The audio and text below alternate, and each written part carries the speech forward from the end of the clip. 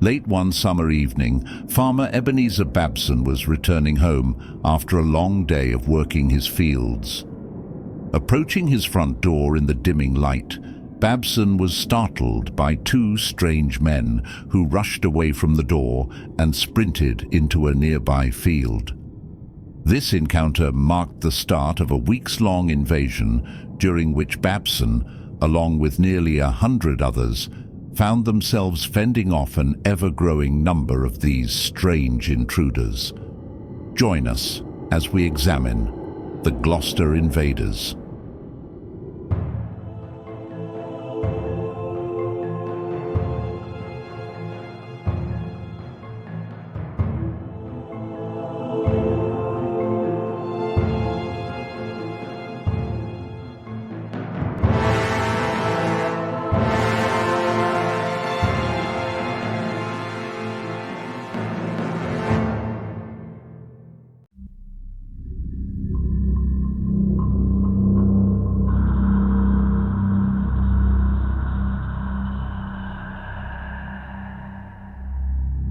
Summer, 1692. Gloucester, Massachusetts, was a small but burgeoning coastal settlement in the Massachusetts Bay Colony, situated about 40 miles northeast of Boston on Cape Ann.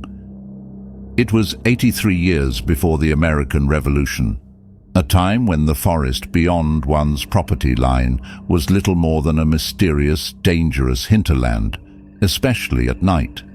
Gloucester was no exception. The settlement was surrounded by an endless forest, scarcely dotted with swamps and the occasional small farm. Ebenezer Babson owned and worked one such piece of farmland. After the two mysterious men had rushed past him and into his cornfield, Babson hurried inside to ask his family if they'd had visitors. They were puzzled, having seen no one. Growing more anxious, Babson grabbed his firearm and dashed into the field, fearing the men might have been attempting a robbery or something more sinister. After a lengthy search through the field turned up nothing, Babson was ready to give up the chase when suddenly the two men he'd been searching for sprang up nearby from behind a log. Babson, stunned, looked on as one of the men turned to the other and said casually, "The master of the house is now come, else we may have taken the house." The pair then suddenly bounded into the nearby swamp, disappearing into the darkness. Babson quickly returned home, gathered his family, and took them to a nearby garrison house, a fortified military post where soldiers were stationed. That night, from the safety of the garrison, Babson, his family and the soldiers heard the unmistakable sound of boots marching outside. It sounded as though a dozen soldiers were moving down the lane in the darkness. After confirming there should be no soldiers outside the garrison, Babson readied his weapon and rushed out to investigate. To his astonishment, Babson was not confronted by a unit of soldiers, but by only two men, the same two men he had chased earlier. They quickly turned and ran. Babson gave chase, but the men vanished into the nearby swamp, disappearing into the darkness for a second time that night. Determined to apprehend the strange men, Babson stayed on alert the following night. It wasn't long before he spotted them. Again, Babson sprang from the garrison and gave chase. But this time, the mysterious intruders had set a trap.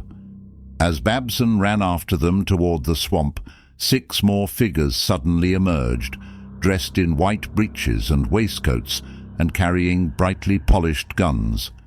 These new arrivals, along with the original 2, then pursued Babson all the way back to the garrison in full view of its occupants. As the confused garrison prepared for a fight, the pursuers abruptly dispersed, disappearing back into the gloom of the nearby swamp. But as the night wore on, the men began hearing eerie clacking sounds, as though stones were being thrown at the roof of the garrison house. These unnerving noises would continue until morning, only to repeat night after night. On each occasion, Babson and a companion, John Brown, and sometimes other members of the garrison would go out to investigate. Every night, they would come upon the two men and their enigmatic, white-clad brothers-in-arms and chase after them, only for them to regroup and vanish into the swampland. Despite several attempts to fire at the mysterious detachment, Babson, Brown, and the others never seemed to hit their targets. By July 14th, Babson had assembled a proper pursuit party and waited patiently for the intruders to return. As expected, the mysterious soldiers soon emerged from the swamp, and Babson sprung his trap. This time, as Babson and his men opened fire, some bullets actually struck their targets, and 3 of the men fell. Elated, Babson and his party quickly rushed to check the bodies, only to be horrified when the soldiers suddenly sprang back to their feet, uninjured. Either they had missed their marks completely, and the strange men only pretended to be shot, or bullets were altogether ineffective against this enemy. Later, the men solemnly agreed they'd each thought their bullets had found their targets. Whatever the case, the uninjured trio quickly rejoined their strange nocturnal army. As they withdrew, one of the invaders turned, peered mockingly at Babson, and fired. Luckily, the projectile missed. Babson and his men continued to pursue the withdrawing troops, firing upon them, and another of the odd men fell to the ground with a thud. But when Babson and his men approached, the body was nowhere to be found, leading them to believe it had vanished into thin air. As always, the Phantom Army eventually retreated back into the swamps. At daybreak, one of the intruders re-emerged and brazenly approached the garrison's fence. Isaac Prince, armed with a long gun, fired at him. The shot had no visible effect, and the intruder withdrew unscathed. By now, many townspeople had encountered members of this phantom unit, and Cape Ann was in an uproar. 60 armed militiamen travelled from Ipswich to reinforce the garrison. Reports of the Phantom Army's eerie manoeuvres continued to flood in from both the area's troops and its citizens. Soon, another firefight broke out. Half a mile from the garrison, Babson was spotted by a small unit of the mysterious white-clad soldiers, who fired at him and gave chase. Babson returned fire and ducked behind a hemlock tree to reload his gun. His attackers fired one last time before disappearing into the woods. Members of the garrison took the time to extract one of the attackers' bullets from a nearby tree. Examination revealed it to be an ordinary bullet, but the fact that it was retrieved and examined so closely may hint at how the garrison felt about the nature of the intruders. A short time later, Ezekiel Day and several other men from the garrison decided to form a scouting party in an effort to track the phantom invaders down. Perhaps the men could even locate their camp. More than 2 miles from the garrison, and after a painstaking search that lasted several days, all the men found was, quote, an Indian in blue clothing. Perhaps not surprisingly, the startled man fled into the nearby woods.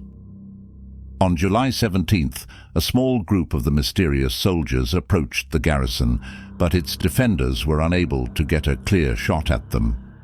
At the same time, Richard Dolliver and Benjamin Ellery, 2 scouts from the garrison, were out searching for the strange intruders when they came upon a group of about 11 of them outside the abandoned home of John Rowe. Eerily, they were circling the house and slapping it with sticks, muttering something in a bizarre language the scouts didn't recognize. Dolliver fired at the group, causing them to scatter in all directions. The following day, the militiamen from Ipswich, along with men from the Gloucester garrison, heard guns firing in the nearby swamp. Rushing in to investigate, the soldiers came upon a single man who evaded fire and fled. The men were unable to find any trace of the man or track him despite the muddy ground. Babson had one final encounter with the phantom troops. On July 25th, he was in the woods retrieving his cattle when he noticed several of them in the distance heading his way. Grabbing his firearm, Babson circled around and snuck up on the men. As they approached, Babson leapt out and fired, but his gun misfired. Instead of returning fire, the men casually cast him a disdainful glance and continued on their march, unfazed. On his way back home, Babson tried his gun again, and it fired without issue. Over a period of several weeks, the strange invaders were seen frequently, often marching. But on many occasions, they were spotted engaged in other bizarre activities. Several times, they were seen on the rooftops of barns and houses. Often, they were reported to be throwing stones at observers. Though the strange troops would strategically withdraw when fired upon or chased, they showed no fear and continued their elusive maneuvers night after night. Despite Babson's relentless effort and the growing involvement of the townspeople and soldiers, no man from the Phantom Army was ever killed or captured. The strange occurrences soon dwindled, leaving Cape Ann residents relieved but mystified. To this day, the phantom invaders of Gloucester remain an enigmatic chapter in the town's history. Were they ghosts, extraterrestrials, soldiers from another dimension, or did some unfathomable force set loose what only looked like soldiers to harass and terrify the townspeople? Whatever they were, their motives and origins have never been conclusively explained.